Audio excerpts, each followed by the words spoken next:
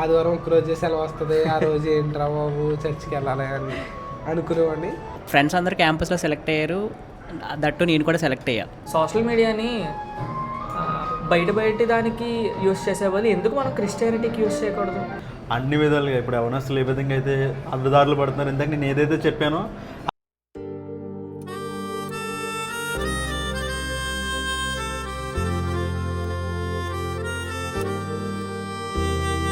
సకల ఆశీర్వాదాలకు అనుభూతులైన మా ప్రేపర్లకు తండ్రి ఏసయ్య, నీ గణమైన పదాలకు వేలాది వందలు ఏసయ్య. ఏసయ్య, మరి ఈ సమయంలో మేము ఈ విధంగా కూడి ఏసయ్య నీ నామానికి మహిమ తెచ్చేలాగా ఏసయ్య మేము ఈ మీటప్ని మేము ప్లాన్ చేసాం నైనా ఏసయ్య. ఇది నీ నామానికి మహిమ తెచ్చేలాగా ఉండేలాగా మాకు భాగ్యం దయచేయమని ఏసయ్య. మరి ఈ మీటప్ని మేము ముగించుకొని మళ్ళీ మేము ఇంటికి వెళ్ళే పర్యంతం ఏసయ్య మా రాకపోకల చుట్టూ మీరే ఉండమని సహాయం చేయమని ఏసు పరిశుద్ధ నామములో వేడుకొని ప్రార్థిస్తున్నాం మా ప్రేపర్లకు తండ్రి. ఆమేన్. నా పేరు ప్రవీణ్ కుమార్, మాది రాజమండ్రి. నేను ఇక్కడ టీసీఎస్లో నెట్వర్క్ ఇంజనీర్ కింద చేస్తున్నాను. ఇక్కడేమో హైదరాబాద్లో మాదాపూర్లో ఉంటున్నాను. Praise lord everyone. నా పేరు శైలేష్. నేను రాజీవ్ గాంధీ ఇంటర్నేషనల్ ఎయిర్పోర్ట్ అడ్మినిస్ట్రేషన్లో వర్క్ చేస్తున్నాను. ప్రజెంట్ 5 years నుంచి ఇక్కడ హైదరాబాద్లో స్టే చేస్తున్నాను. హాయ్ అన్న, ప్రైజ్ లార్డ్. నా పేరు మైకేల్. నేను జాబ్ కోసం ట్రై చేద్దామని హైదరాబాద్ వచ్చాను. అది ప్రాపర్ వచ్చేసి రాజుల దగ్గర గోడపల్లి. Okay, thank you. ఇప్పుడు మీరు ఇది చూస్తున్నారు కదా, ఇది సో దీంట్లో పేపర్స్ ఉన్నాయి. ఓకే, మీకు దంషాల్ ఆర్ట్స్ తెలుసు కదా? దంషాల్ ఆర్ట్స్ గేమ్ తెలుసా?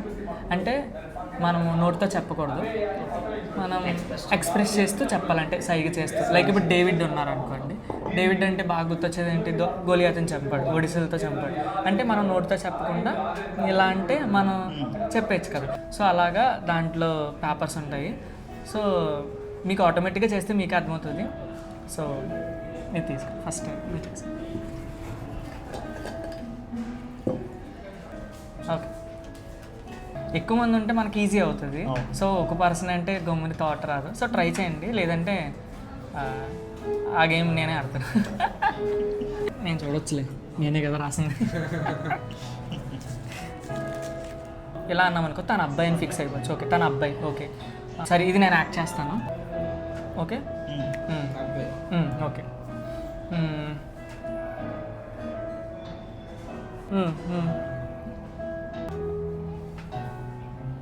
బలి, అబ్రహాం, యాకోబు. అంతే, అయిపోయింది. అదే ఆన్సర్. ఇప్పుడు రోమాలు అంటే ఏషావు కదా. సో ఏషావు వాళ్ళ అన్న అని చెప్దాం అనుకున్నాను, కానీ తను రోమాలతో ఆగిపోయావు కాబట్టి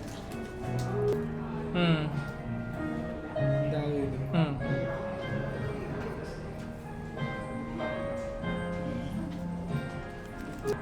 భార్య, కుమారుడు, మగోడు, జింక్స్, కుమారుడు, సంతానం. ఓకే, నేనే చెప్పేస్తానులే. దావీదు ఫ్రెండ్ ఎవరు? యోనతాన్. యోనతాన్ కదా. సో అలా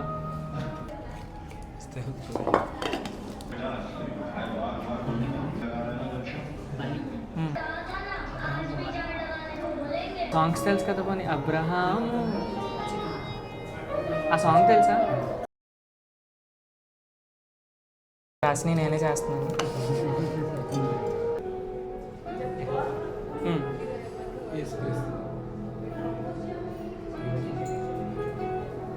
పశువుల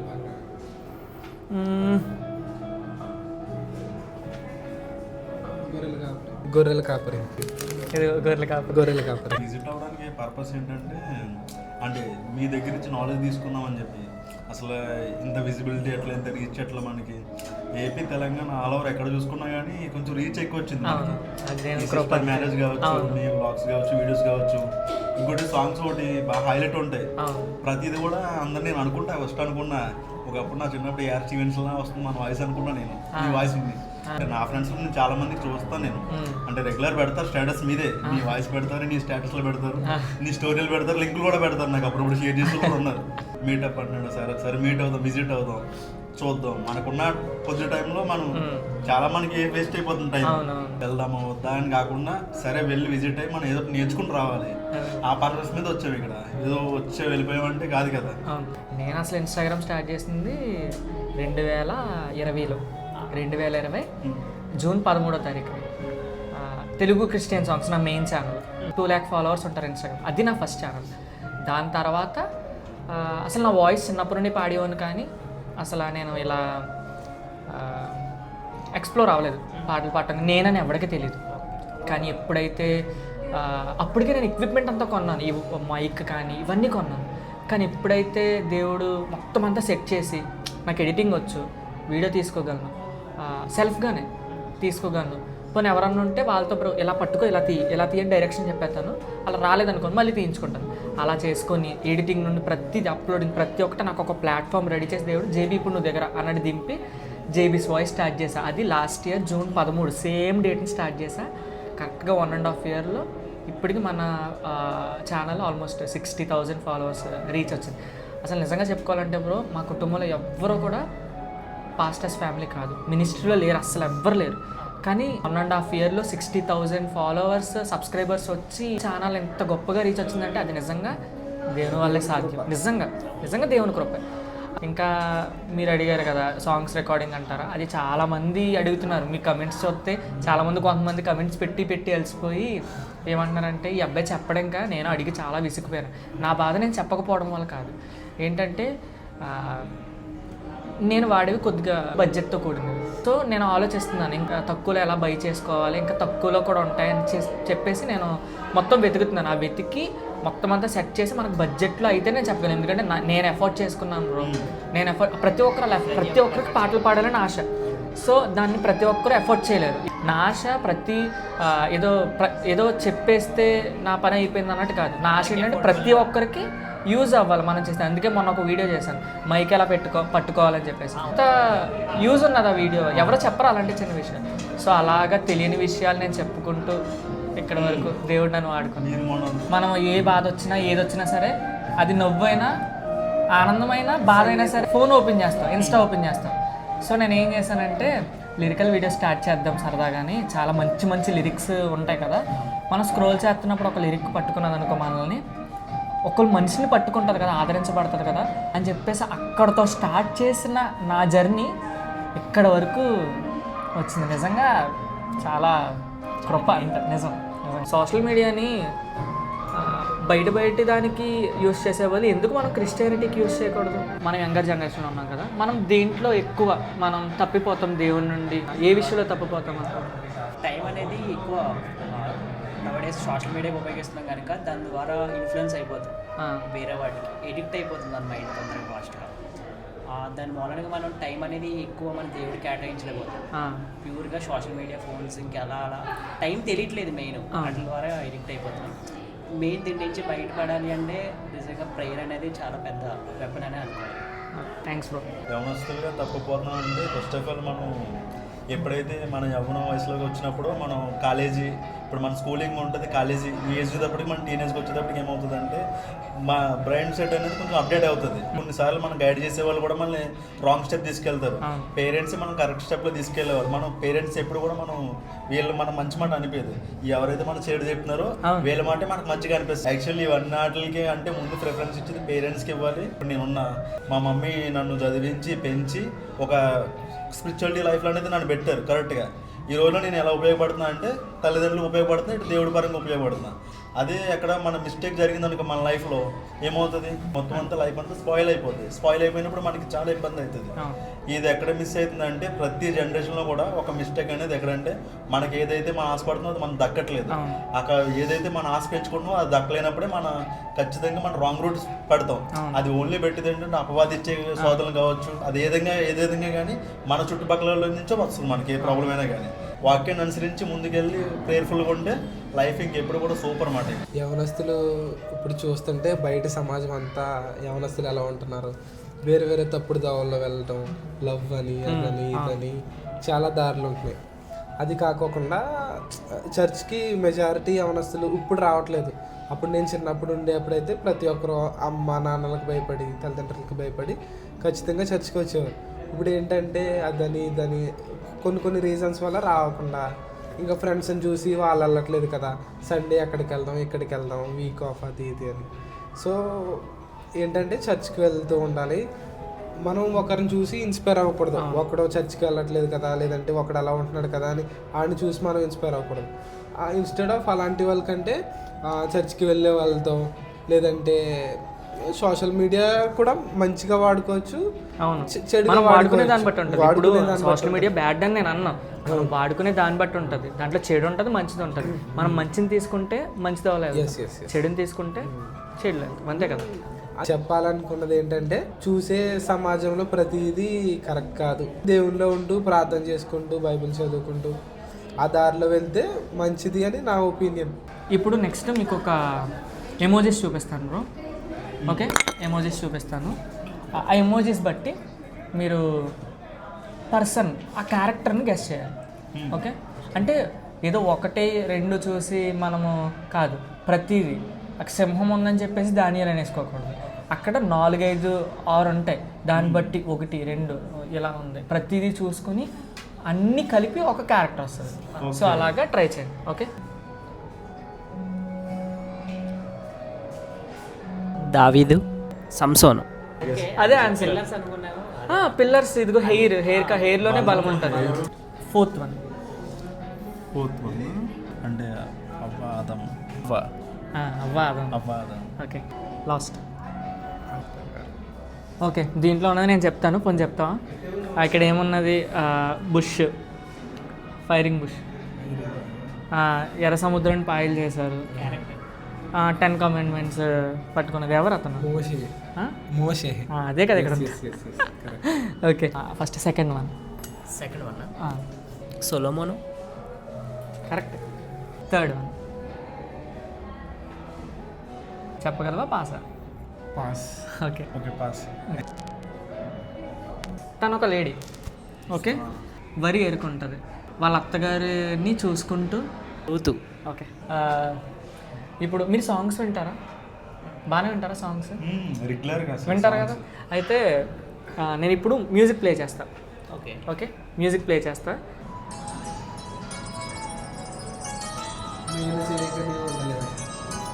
చెప్పు బ్రో. మేలు చేయక నీవు ఉండలేవు. ఇంకేం, ఫైన్. నెక్స్ట్.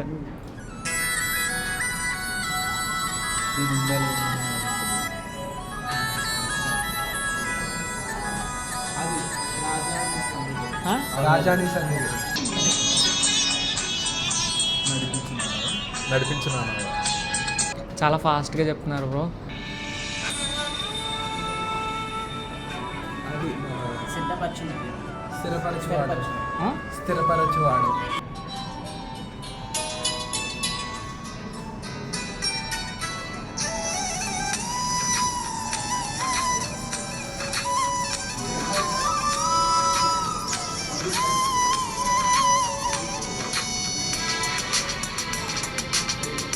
స్టీవెన్సన్ సాంగ్ ఇది. స్టీవెన్సన్ గారిది. నెక్స్ట్. నడిపిస్తాడు నా దేవుడు. బాబా. రెగ్యులర్గా చెప్పాలి. నెక్స్ట్. ఆండ్రూస్. మర్చిపోయిన పాట.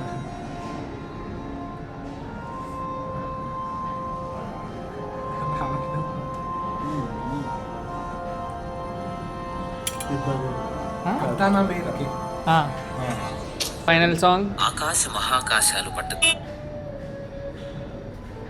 నా హృదయంలో అసలు నేను ఇంకా పెట్టలేదు బ్రో.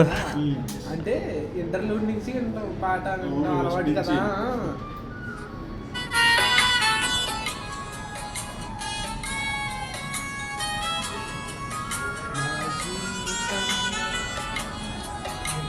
అదే కదా ఫస్ట్ టైం.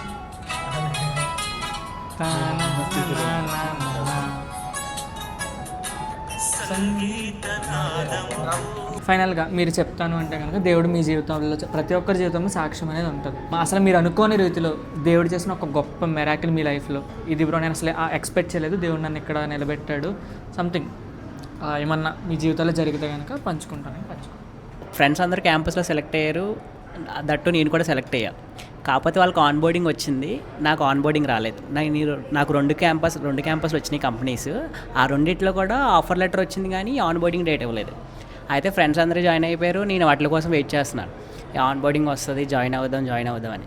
కానీ ఆన్ బోర్డింగ్ అయితే రాలేదు. అయితే ఫ్రెండ్స్ అందరూ మంచిగా జాబ్ చేసుకుంటున్నారు. అలా ఇంట్లో చూస్తేమో పేరెంట్స్ చాలా రిగ్రెట్ ఫీల్ అవుతున్నారు, అందరూ జాబ్ చేస్తున్నారు, నువ్వు జాబ్ చేయట్లేదు, ఇలా అలా అని ఉన్నారు. తర్వాత ఇంకా ప్రేయర్ చేసుకునేవాడిని బ్రో. ప్రతి నైట్ ఈవినింగ్ ప్రేయర్స్ చేసుకునేవని. అలాగా మా చర్చిలో మీటింగ్స్ జరిగితే ప్రేయర్ చేసుకున్నాం. దేవుడా నెక్స్ట్ మంత్ నాది పుట్టినరోజు, ఈ సంవత్సరం అంతా ఖాళీగా ఉన్నా, నెక్స్ట్ బర్త్డేకి మాత్రం నేను ఖాళీగా ఉండకూడదు, ఏదో ఒక జాబ్ రావాలి అని ప్రేయర్ చేసుకున్నాను. తర్వాత ఫ్రెండ్ టీసీఎస్లో చేస్తే రిఫర్ చేసి వాడు రిఫర్ చేస్తే వాడు ఇంటర్వ్యూకి వెళ్ళాను, సెలెక్ట్ అయ్యా. ఈరోజు నెట్వర్క్ ఇంజనీర్ కింద చేస్తున్నాను. ఇప్పుడు ఇది దేవుడు నా జీవితంలో చేసిన గొప్ప కార్యం. థ్యాంక్స్. నాది కూడా సాక్ష్యం చెప్పాలంటే చాలా పెద్ద సాక్ష్యం అది. యాక్చువల్లీ అన్ని విధాలుగా ఇప్పుడు అసలు ఏ విధంగా అయితే అడ్డదారులు పడుతున్నారు, ఇందాక నేను ఏదైతే చెప్పానో అది నా లైఫ్లో జరిగింది కాబట్టి నేను చెప్పగలిగా. అది నా లైఫ్లో అదొక సాక్ష్యం కింద ఫీల్ అవుతాయి యాక్చువల్లీ. సో అలాంటి అడ్డదారులు తప్పాను, తిరిగాను. నేను ఒక పాస్టర్ గారితో ఒక పరిచయం చేయడం వల్ల ఆ పాస్టర్ గారి ద్వారా నేను అందులోంచి తొందరగా బయటపడగలిగాను అనమాట. మా సైడు ఒక అతను పాస్టర్ గారు నన్ను దగ్గర తీసుకుని ఇది నీ లైఫ్ కాదు, ఇట్లా చేయకూడదు, ఇది కాదని చెప్పి మా దాంట్లో స్తోత్రపతి రాజు గారు అని చెప్పి అతను ఉంటారు అనమాట. ఆయన యాక్సిడెంట్లో ఫ్యామిలీ 5 మంది ఒకసారి చనిపోయారు వాళ్ళ ఫ్యామిలీ. అనుపర్తిలో మీకు ఐబిఎం చర్చ్ అని ఉంటుంది, మీకు ఐడియా ఉంటుంది మీకు ఆల్రెడీ. ఐబిఎం చర్చ్లో వాళ్ళ ఫ్యామిలీ ఒకసారి చనిపోయారు. ఆ లాస్ట్ మినిట్ వరకు కూడా ఆయనతో నేను సర్వీస్ చేసి ఆయనతోనే ఉన్నాను నేను ఆ రోజు వరకు కూడా. రేపు వాళ్ళు చనిపోతున్నారని ఈ రోజు కూడా నాకు ఆయన అడిగాను నువ్వు వస్తావు అని చెప్పి మీటింగ్స్కి. నేను అప్పుడు కూడా వెళ్ళలేదు. అప్పుడు యాక్సిడెంట్లో చనిపోయారు ఫ్యామిలీ అంతా. ఆయన కూడా చనిపోయారు. ఇప్పుడు వాళ్ళ బ్రదర్ నడిపిస్తున్నారు మా చర్చ్. నేను ఆయన దగ్గర నేర్చుకున్న మాటల ద్వారా నేను అప్పుడే అదే ఇయర్లో కూడా నేను బాప్తిసం తీసుకుని అప్పటి నుంచి దేవుడిని వదలకుండా దేవుడి సేవలోనే కొనసాగుతూ అట్లా మంచిగా ఉన్నాను. మంచిగా ఎడ్యుకేషన్ జరుగుతుంది. మంచిగా నేను ఇంటర్ పాస్ అయినా, డిగ్రీ పాస్ అయినా అన్నీ కూడా మంచి గ్రేడ్స్లోకి వచ్చినాయి. పాస్ అయిన తర్వాత మంచిగా నేను ఎస్ఎస్సి ఎగ్జామ్స్ అయితే మనకి స్టాఫ్ సెలెక్షన్ కమిషన్స్ ఉంటాయి కదా, దీని నుంచి రాసి ఇంకా ఎయిర్పోర్ట్ దీంట్లోకి జాబ్ కొట్టాను. 2019 ఆగస్ట్ 27 పోస్టింగ్ ఎక్కాను. దేవుడి దయ వల్ల అంత ఫ్యామిలీని మంచిగా చూసుకుంటున్నా, నేను కూడా మంచిగా ఉంటున్నా. నాతో పాటు కొంచెం మందికి నేను హెల్పింగ్ కూడా చేస్తున్నా. సో ఇదంతా నాకు చాలా హ్యాపీగా ఫీల్ అవుతుంది. ఇదంతా ఒక సాక్ష్యం కింద కాకుండా దేవుడికి ఇది నాకు ఇచ్చి ధన్యత ఇదంతా నాకు. దేవుడు నా పట్ల చేసిన కార్యాలంటే ఇప్పటి వరకు ఎప్పుడు ఇబ్బంది లేదు. చిన్నప్పటి నుంచి తల్లిదండ్రులు దేవుని కృప వల్ల మేము మంచి రిచ్ ఫ్యామిలీ నుంచి అయితే ఏం కాదు, మిడిల్ క్లాస్ ఫ్యామిలీ నుండి. కానీ డాడీ వాళ్ళు కష్టపడుతూనే మమ్మల్ని పోషించారు.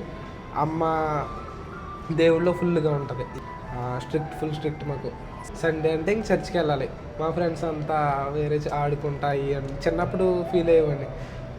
ఆదివారం ఒకరోజు సెలవు వస్తుంది, ఆ రోజు ఏంట్రా బాబు చర్చికి వెళ్ళాలి అని అనుకునేవాడిని.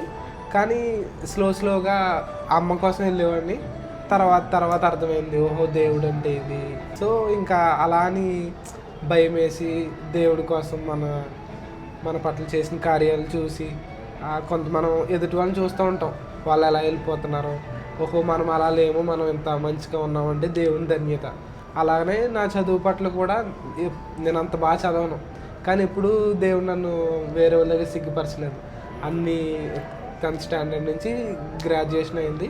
అప్పటి వరకు నేను మంచిగా ఏ ప్రాబ్లం లేకుండా మంచిగా కంప్లీట్ చేసుకున్నానంటే దానికి కారణం దేవుడి కృప, తల్లిదండ్రుల ప్రోత్సాహం, ప్రార్థన.